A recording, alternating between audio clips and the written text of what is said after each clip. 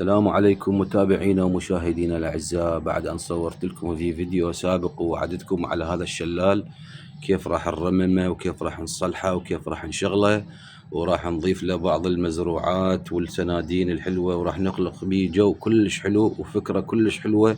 أنا متأكد 1,000,000% راح تعجبكم وراح نسوي لكم تحفيز عليها. تابعوا معانا الفيديو للنهاية.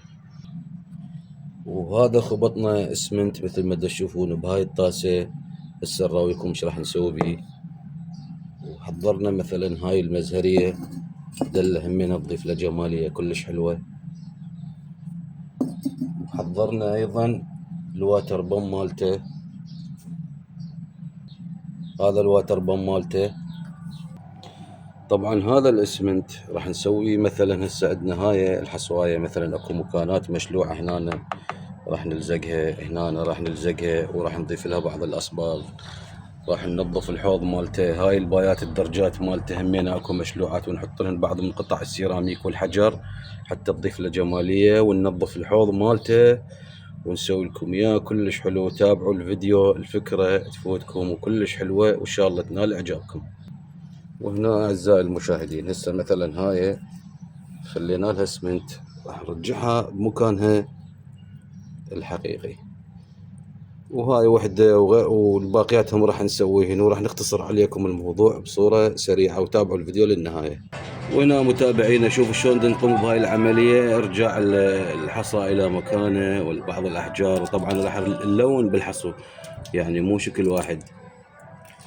شوفوا مشاهدينا شلون نقوم بعملية الترميم واعادة الحصى الى مكانه لاضافة الشكل النهائي له واعادة جماليته.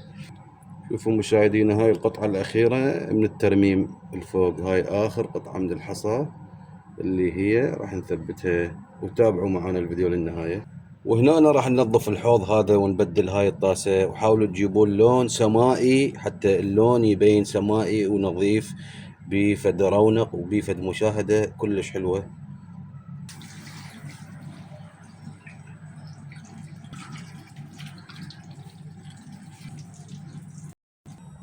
وهنا مشاهدينا بعد أن نظفنا الحوض من الأوساخ، شوف شلون صار شكل المي. واركز على هاي النجانة تجيبوها سماي حتى لون المي يطلع حلو. وش عندكم شغلات حلوة هم تخلوها بالمي.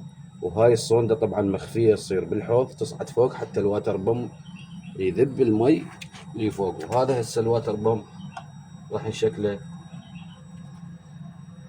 اعتقد يراد له شوية نحميه حتى يطب الصوندة.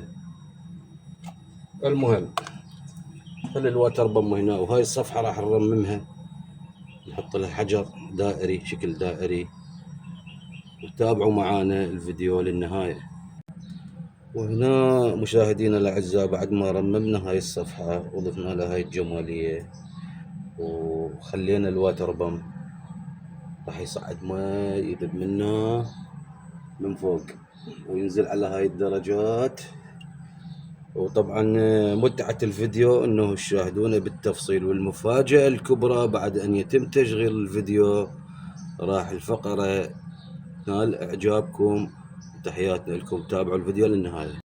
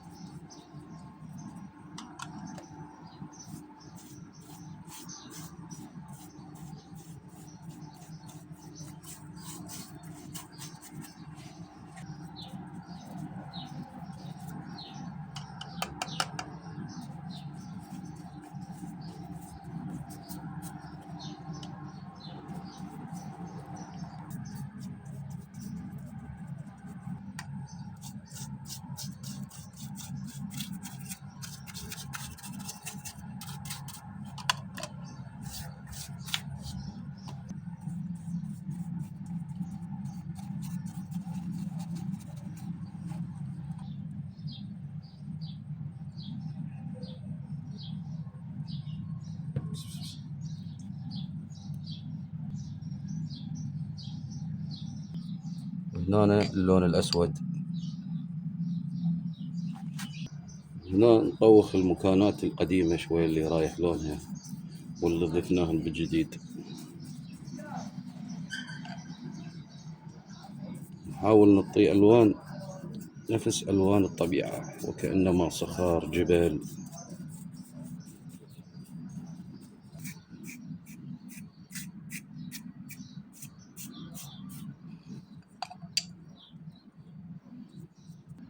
هنا الأصفر نعطيه شخطات خفيفة حتى يبين ذا الشكل.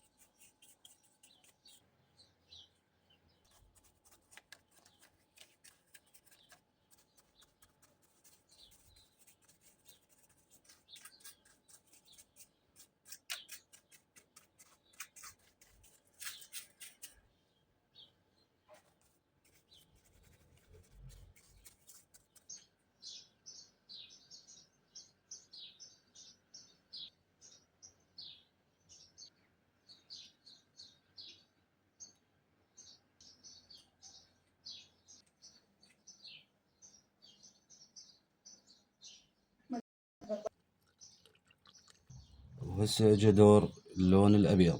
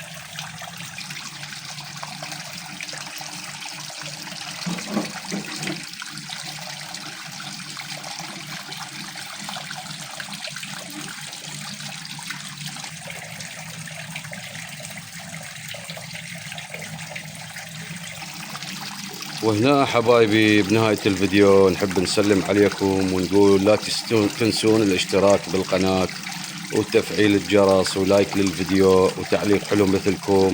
وإن شاء الله عجبتكم الفكرة. ونصيحتي لكل واحد إذا عندك متر بالبيت مترين فارغات استغلهن سوي لك جو حلو ومريح بالبيت. يعني تقدر تحط لك كم سندانة، تقدر تشتري لك نافورة تقعد العصر تتريق يم هذا الشلال النافورة. أجواء حلوة ورد داير مدارك سنادين. وتحياتنا لكم.